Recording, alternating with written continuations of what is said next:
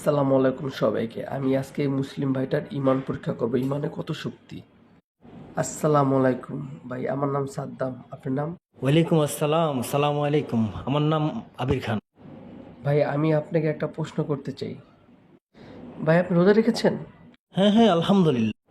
এটা পানি। এই পানিটা খেয়ে আপনি রোজাটা ভাঙবেন। আমি আপনাকে 1 লক্ষ টাকা দিব।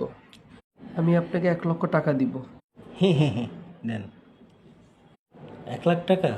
1 লাখ টাকা দিয়ে কি হবে? 1 লাখ টাকার জন্য আমি নেন, আমি আপনাকে আরো 2 লাখ টাকা দিব। এলাম তিন। একটা রোজার দাম মাত্র 3 লাখ। 3 লাখ টাকা দিয়ে হয় না ভাই। ও আচ্ছা, কমে গেছে। তেলন আরো 2 লাখ, এলাম 5 লাখ। এই 5 লাখ। 5 লাখ টাকা ভাই?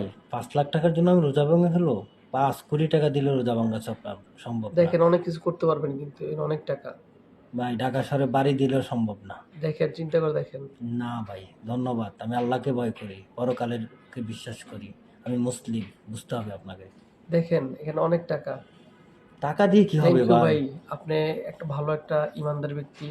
ধন্যবাদ আমাদের ভাই। মুসলিমদের ইমান এত শক্তি, এত শক্ত যে একটা বিধর্মী টাকা কেন, দুনিয়ার যত লোভী লোভ দেখাক, আমাদের ইমান ভাঙতে পারবে না।